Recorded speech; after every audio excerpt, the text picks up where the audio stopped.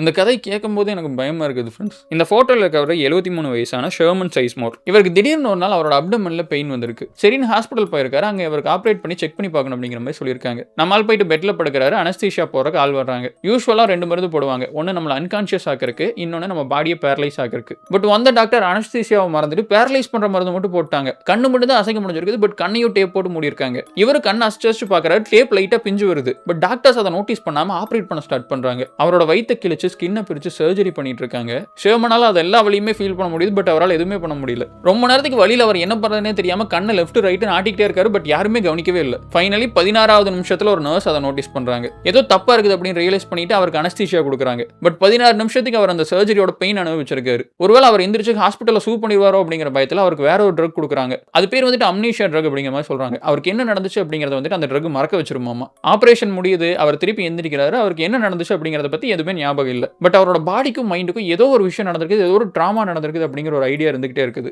அதனால அவர் வீட்டுக்கு கிளம்பி போனதுக்கு அப்புறமா அவரால் நார்மலாவே இருக்க முடியல. சும்மா திடீர்னு ஏதோ ஒரு இடத்த பார்த்து கத்துவாராமா. அவரோட ஹார்ட் பீட் எல்லாம் பயங்கரமா அடிச்சிருக்குது. அவருக்கு ஃபுல்லா வேர்த்து இருக்குது. அவரோட ஓன் ஃபேமிலி மெம்பர்ஸை பார்த்தே அவர் பயந்திருக்காரு. அவரால் சரியா தூங்க முடியல. ஃபுல்லா அடிக்கடி கத்திக்கிட்டே இருந்திருக்காரு. அண்ட் ஃபைனலி 2 வீக்ஸ் அப்புறமா இதை பொறுக்க முடியாம ஒரு கன் எடுத்து அவரே சுட்டுக்கிட்டு இறந்துறாரு. அதுக்கப்புறம் அவங்க ஃபேமிலி போய் தேடி பார்க்கும்போது இந்த ஹாஸ்பிட்டல் இப்படி பண்ணிருக்காங்க அப்படின்னு தெரிய வந்திருக்குது. அதுக்கப்புறம் இந்த ஹாஸ்பிட்டல் அவங்க ஃபேமிலிக்கு ஏதோ காசு கொடுத்து சரி பண்ணிட்டாங்க போல. பட் இருந்தாலும் இது கேட்கும் போதே பயங்கர பயமா இருக்குது ஃப்ரெண்ட்ஸ். ஏன்னா இது ரொம்ப காமனா நடக்கக்கூடிய ஒரு விஷயமாமா. என்னதான் இந்த மாதிரி 16 நிமிஷத்துக்கு நிறைய பேர் எக்ஸ்பீரியன்ஸ் பண்ணல அப்படின்னாலும் ஒவ்வொரு வருஷமும் 20,000 to 30,000 பேர் கோ த்ரூ சிமிலர் எக்ஸ்பீரியன்ஸ் ஆமா.